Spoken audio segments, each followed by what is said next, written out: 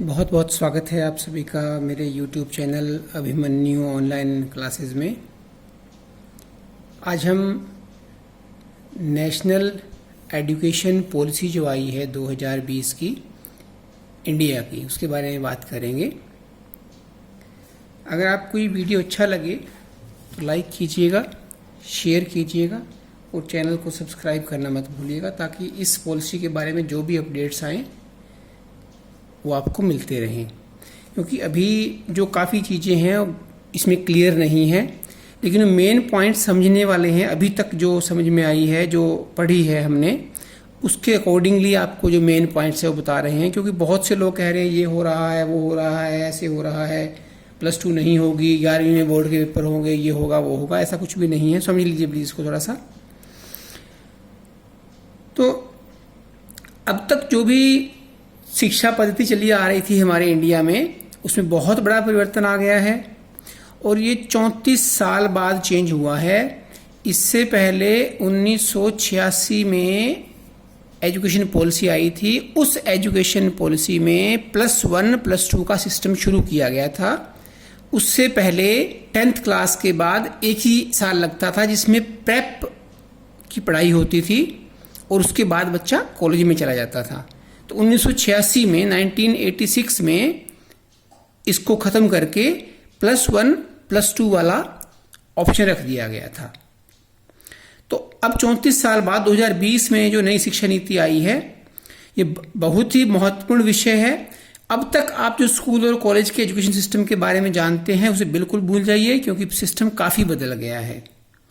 Primary से लेकर higher education तक इसमें बहुत बड़ा बदलाव आया है। अगर हम एजुकेशन की बात करें, स्कूल की एजुकेशन की बात करें, स्कूली शिक्षा की बात करें अगर हम, तो क्या चीज़ आया है देखिए। जो 10+2 था कि बच्चा 10 साल स्कूल में पढ़े, 2 साल उसके बाद फिर स्कूल में पढ़े, 11th and 12th जिसको हम कहते हैं 10+2, 12 साल बाद बच्चा कॉलेज में या यूनिवर्सिटी में चला जाता था। अब जो स्टेट गवर्नमेंट थी वो 12 साल तक बच्चे की देखभाल करती थी पढ़ाई के बारे में, पहली क्लास से 10वीं क्लास तक और फिर 2 साल। इस फॉर्मेट को ख़त्म कर दिया गया है बिल्कुल। तो इसकी जगह क्या आ गया, 5+3+3+4। इस फॉर्मेट को हम समझ लेते हैं थोड़ा सा, फिर आगे चलेंगे। ये देखिए, सबसे पहले आता है 5। ये 5 क्या कह रहा है कि बच्चा जब 3 साल का हो जाएगा, 3 साल के बाद बच्चा स्कूल में आ जाएगा। पहले जो 10+2 वाला सिस्टम था उसमें 6 साल का बच्चा फर्स्ट क्लास में आता था। उससे पहले आंगनवाड़ी वगैरह में या जो प्रेप वगैरह होती थी या जो प्ले स्कूल्स होते थे वहाँ बच्चा पढ़ता था। तो अब स्कूल में आ जाएगा बच्चा 3 साल का जब हो जाएगा। तो शुरू वाले 3 साल, 5 साल हैं, इसमें पहले वाले 3 साल जो हैं, इन 5 सालों में मतलब जो बच्चा 3 साल का हो गया और स्कूल में आ गया, वो बच्चा 5 साल तक इस ग्रुप में रहेगा। क्या है ये ग्रुप? फर्स्ट 3 इयर्स, जैसे अभी हमारा सिस्टम है नर्सरी, लोअर केजी, अपर केजी। तो यहाँ पे क्या होता है, ABCD सीख लो बेटा, पेंसिल पकड़ा दी बच्चे को, ये कर दिया वो कर दिया, ABCD सीखो, काउंटिंग सीखो, ये सीखो वो सीखो। ये सिस्टम बिल्कुल यहाँ पे ख़त्म कर दिया गया है। 3 साल तक बच्चा स्कूल में आएगा, खेलेगा, घर चला जाएगा, खाना खाएगा, पानी पिएगा। मतलब जो खेल बच्चा सुबह शाम घर पे खेलता था, जिससे घर में रह के बच्चा एंजॉय करता था, स्कूल जाने का उसका मन नहीं करता था कि स्कूल में तो ये होगा वो होगा, अब बच्चा स्कूल जाके खुश होगा। संडे के दिन घर पे रोया करेगा बच्चा कि आज स्कूल क्यों नहीं लगा। ऐसा सिस्टम है ये न्यू एजुकेशन पॉलिसी। मैं प्रेज करना चाहूँगा यहाँ DAV स्कूल्स की। DAV स्कूल्स में ऐसा सिस्टम ऑलरेडी है कि नर्सरी, LKG, UKG में बिल्कुल बच्चों को थोड़ी बहुत एक्टिविटीज़ करा दी जाती हैं। बच्चा इधर खेल लिया, उधर खेल लिया, ये सिस्टम चल रहा है वहाँ पर। और जो ये भी है DAV में कि जो नेक्स्ट वाले 2 इयर्स हैं जिसमें हम first class and second class बच्चा पास करेगा, इस नई एजुकेशन पॉलिसी में। उसमें बच्चे को कुछ एक्टिविटीज कराई जाएंगी और स्टडी भी करवाई जाएगी, बट यहां पर बच्चे के एग्जाम्स नहीं होंगे फर्स्ट एंड सेकंड क्लास में। सेम मैं फिर से कहना चाहूंगा, डीएवी में पहली और दूसरी क्लास में बच्चे के एग्जाम नहीं होते। बस महीने में जो करवाया, जो बच्चे ने टीचर ने पढ़ाया, जो बच्चे ने पढ़ा, उससे बस ओरली उससे पूछ लिया जाता है, बच्चा आपको आ गया, उसके अकॉर्डिंग बच्चे को प्रमोट किया जाता है उसकी मंथली असाइनमेंट्स के बेस पे। इस 5 के बाद आता है +3, मतलब बच्चा यहाँ पे बच्चे ने first and second class pass कर ली। अब बच्चा इन 3 सालों में 3rd, 4th, 5th class pass करेगा। यहाँ पे स्टडी भी होगी, एक्टिविटी भी होगी और बच्चे के एग्जाम भी होंगे। मतलब पहली बार बच्चा यहाँ 3rd क्लास में आके सीखेगा भी एग्जाम होंगे मेरे। फिर नेक्स्ट +3 जो है वो बच्चा 6th, 7th and 8th class pass करेगा। यहाँ पे 6th क्लास से बच्चा कारपेंटर का कोर्स करना चाहता है, कोई ब्यूटी पार्लर का कोर्स करना चाहता है, कोई टेलर का कोर्स करना चाहता है, ऐसे बहुत सारे वोकेशनल व्यावसायिक कोर्स बच्चों को दिए जाएंगे, हर स्कूल में होंगे। उसके बाद आता है +4। इस +4 में देखिए अभी तक यहाँ कोई बोर्ड नहीं है, इसके बाद यहाँ भी बोर्ड नहीं है, 9th में भी, 10th में भी बोर्ड नहीं है, 11th में भी बोर्ड नहीं है। ये जो +4 है यहाँ पर 12th क्लास में जाके बच्चे के बोर्ड के एग्जाम होंगे। और यहाँ पर बच्चा 9th क्लास से ही अपनी कोई स्ट्रीम चूज कर सकता है। जैसे उसने आर्ट्स में जाना है, कॉमर्स में जाना है, मेडिकल में जाना है, नॉन मेडिकल में जाना है। अगर बच्चा मेडिकल नॉन मेडिकल पढ़ना चाहता है तो 9th क्लास में उसको हिस्ट्री पढ़ने की जरूरत नहीं है, उसको ज्योग्राफी पढ़ने की जरूरत नहीं है, उसको हिंदी पढ़ने की जरूरत नहीं है। स्टेट लैंग्वेज जो है उसके रूप में उसको पढ़नी पड़ेगी, जो स्टेट लैंग्वेज है जो उसके अकॉर्डिंग। उसके बाद आता है ये सिस्टम, हम थोड़ा दोबारा समझ लेते हैं इसको। देखिए ये फॉर्मेट समझ में आ गया होगा आपको। 5 + 3 + 3 + 4 वही 12 साल, वो जो वो +2 तक की पढ़ाई होती थी वही सेम है, लेकिन यहाँ 15 साल हो गए हैं वो। स्कूलों में जो arts, commerce, science, math stream होती थी ना, अब स्टूडेंट्स जो हैं जब चाहें जैसे चाहें वो स्ट्रीम बदल सकते हैं 9th क्लास के बाद। अब मान लीजिए 9th के 6 महीने बच्चे ने पढ़ा कॉमर्स, तो वो सेकंड सेमेस्टर में, फर्स्ट सेमेस्टर का सेकंड सेमेस्टर में बच्चा आर्ट्स पढ़ सकता है। अब 10वीं का बोर्ड खत्म कर दिया गया है, सिर्फ 12वीं में बोर्ड के एग्जाम होंगे। और जैसे कॉलेजों में सेमेस्टर स्टाइल में पढ़ाई होती थी, वैसे ही 9वीं से 12वीं क्लास तक की पढ़ाई होगी। सेमेस्टर के हिसाब से उनके एग्जाम लिए जाएंगे। और यहाँ पे ये बताना चाहता हूँ कि जो प्राइवेट स्कूल्स हैं वो अपनी फीस तय करने के लिए फ्री होंगे अपनी, क्योंकि उन्होंने फैसिलिटीज देनी है।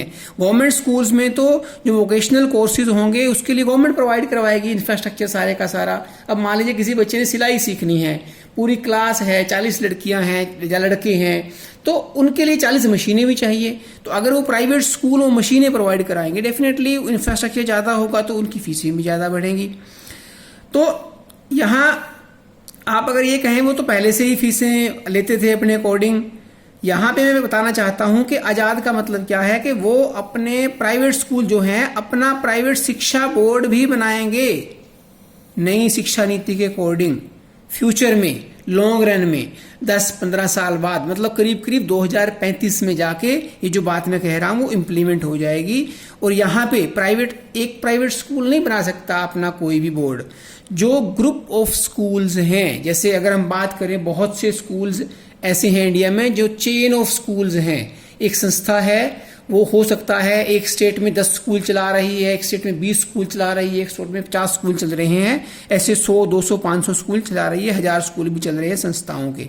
तो वैसी संस्थाएं अपना खुद का बोर्ड बनाने में, अगर वो जो रूल्स रेगुलेशन सरकार के बनाए होंगे उन पर खरी उतरती हैं तो उनका बोर्ड बन जाएगा।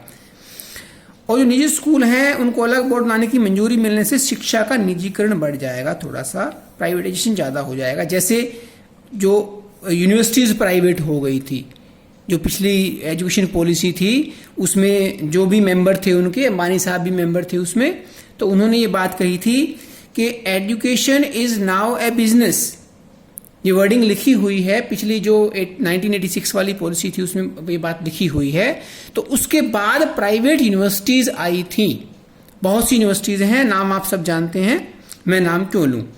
अब उन यूनिवर्सिटीज की तरह ही प्राइवेट शिक्षा बोर्ड भी आ जाएंगे, और जो हायर एजुकेशन है उसमें बहुत बड़ा बदलाव होने वाला है। हम अभी क्या है, हमारे यहाँ डीम्ड यूनिवर्सिटीज होती हैं, सेंट्रल यूनिवर्सिटीज होती हैं, स्टैंड एलोन इंस्टीट्यूशंस होते हैं, अलग अलग नियम हैं उनके, लेकिन अब क्या होगा, सबके लिए समान नियम होंगे। कॉलेज की डिग्री जो है वो 3 और 4 साल दोनों की होगी। 3 साल की डिग्री भी आप ले सकते हैं, 4 साल की भी ले सकते हैं। अब इसको समझ लीजिए क्या है ये। अगर आप ग्रेजुएट कोर्स की बात करें तो 1 साल पढ़ के आपने पढ़ाई छोड़ दी, अगर 1 साल पढ़े आपने छोड़ दी, मान लीजिए आप बीएससी करना चाहते हैं, आपने 1 साल पढ़ा और पढ़ाई आपने छोड़ दी, तो बीएससी का सर्टिफिकेट कोर्स कर लिया आपने। अगर आपने 2 साल बीएससी करी तो आपने बीएससी का डिप्लोमा कर लिया। अगर आपने 3 साल बीएससी करी तो बीएससी की आपने डिग्री कर ली। अभी जो सिस्टम था ना, जिस सिस्टम में यूं होता था कि बच्चे ने अगर 2 साल पढ़ लिया, तीसरे साल छोड़ दिया, तो बच्चे को कुछ नहीं मिलेगा, सिर्फ उसके पास वो डीएमसी है जो फर्स्ट ईयर की और सेकेंड ईयर की होती थी। अभी हर साल का सर्टिफिकेट, डिप्लोमा एंड डिग्री मिला करेगी बच्चों को। और इसमें एक चीज और है कि मान लीजिए एक बच्चा 1 साल तक सर्टिफिकेट कोर्स उसने किया, वो सर्टिफिकेट नहीं लेता या ले लेता है सर्टिफिकेट, और उसके बाद 2 साल पढ़ाई छोड़ देता है, वो तीसरे साल आना चाहता है तो यहां से पढ़ाई शुरू करेगा। अगर 4 साल बाद आता है फिर भी यहां से पढ़ाई शुरू करेगा जहां से वो छोड़ के गया था। और 3 साल की डिग्री उन छात्रों के लिए होगी, उन स्टूडेंट्स के लिए होगी जिन्हें हायर एजुकेशन नहीं करनी है, मतलब जो नहीं करना चाहते हायर एजुकेशन। यूजीसी खत्म हो जाएगा, उसकी जगह एक नया इंस्टीट्यूट बनेगा जिसका नाम होगा भारतीय उच्च शिक्षा आयोग। नई शिक्षा नीति की अगर हम बात करें तो एक्चुअली होता क्या है, इसमें क्या हो रहा है कि बाजार के हवाले कर दिया गया है पूरी शिक्षा को, लॉन्ग रन में, अभी नहीं लॉन्ग रन में। शहरों के जो छोटे छोटे प्राइवेट कॉलेज हैं वो धीरे धीरे बिल्कुल खत्म हो जाएंगे, या तो वो बहुत बड़े बन जाएंगे या फिर खत्म हो जाएंगे। तो 3000 स्टूडेंट से कम जिस संस्थान, यहां मैं कॉलेज नहीं कह रहा, संस्थान मतलब एक संस्था के सारे कॉलेज, 10 कॉलेज हो सकते हैं किसी संस्था के, 5 हो सकते हैं, 50 हो सकते हैं। तो 3000 से कम अगर किसी संस्थान में स्टूडेंट्स रहेंगे, 2035 की बात कर रहा हूं मैं, तब उन कॉलेजों की जो यूनिवर्सिटीज से एफिलिएशन है वो खत्म कर दी जाएगी। अब एक और चेंज होने जा रहा है, आईआईटी, आईआईएम, एनएलयू, जेएनयू, ऐसे जो संस्थान हैं वो बिल्कुल स्वायत्त होंगे। क्या मतलब है इसका? सरकार ने अपनी वित्तीय जिम्मेदारी से हाथ ऊंचे कर दिए कि गवर्नमेंट अब इनको कोई ग्रांट नहीं देंगी, ये अपना खर्चा खुद उठाएंगे। ऐसे संस्थानों के लिए बोर्ड ऑफ गवर्नर बनेगा, और क्या होगा, ये सारे मामले देखेगा बोर्ड ऑफ गवर्नर, मतलब उनके आर्थिक स्थिति से रिलेटेड जो उनकी वित्तीय ढांचा होगा उसको देखेगा, एकेडमिक सिस्टम देखेगा और एडमिनिस्ट्रेटिव सिस्टम देखेगा बोर्ड ऑफ गवर्नर, और उनकी मनमानी ही यहाँ चलने वाली है, जैसा वो चाहेंगे वैसा होगा। और अब यहाँ एक बात बता दूं कि जो गरीब व्यक्ति है वो अपने बच्चों के लिए आरक्षण के बारे में कुछ पूछना चाहता है तो इसमें भी कुछ स्पष्ट नहीं है ऐसा। और वैसे मैं बात करूं अगर, तो हर नीति की शुरुआत जो होती है वो बहुत बड़े सुधार के तौर पर उसको एडवर्टाइज किया जाता है, जैसा कि किया जा रहा है और लग भी रहा है अभी तक जो सामने आ रहा है। लॉन्ग रन में क्या होता है देखा जाएगा। तो एंड पॉइंट की अगर बात करें तो ये जो पूरी शिक्षा नीति है ये पूंजीपतियों के जो बहुत बड़ी मछलियां हैं, पैसे वाले लोग जो हैं उनके लिए बन जाएगी, ऐसा लग रहा है। बाकी हो सकता है ऐसा ना भी हो, दोनों ही बातें हैं। तो लगता तो यही है, भी कहानी वही है जो बाकी 1986 वाली एजुकेशन पॉलिसी की कहानी रही थी कि जिसमें प्राइवेट यूनिवर्सिटीज़, तो ऐसा है आप और मैं तो खोल नहीं सकती यूनिवर्सिटीज़ प्राइवेट, तो जिनके कॉलेजेस थे, यूनिवर्सिटीज़ थे, वो खोल गए और बहुत बड़े हो गए हैं अब। तो अब उन्हीं की मनमानी यहाँ चलने वाली है। तो ये थी आपकी शिक्षा नीति। इस पूरी वीडियो को प्लीज़ लाइक करिएगा, शेयर करिएगा और सब्सक्राइब करिएगा चैनल को, ताकि इसमें अगर कोई भी अपडेट आता है एजुकेशन पॉलिसी में तो आपको बताया जा सके। इसके साथ साथ हमारा जो चैनल है वो बच्चों को केमिस्ट्री और SST की पढ़ाई भी करवाता है। Thank you, lots of thanks.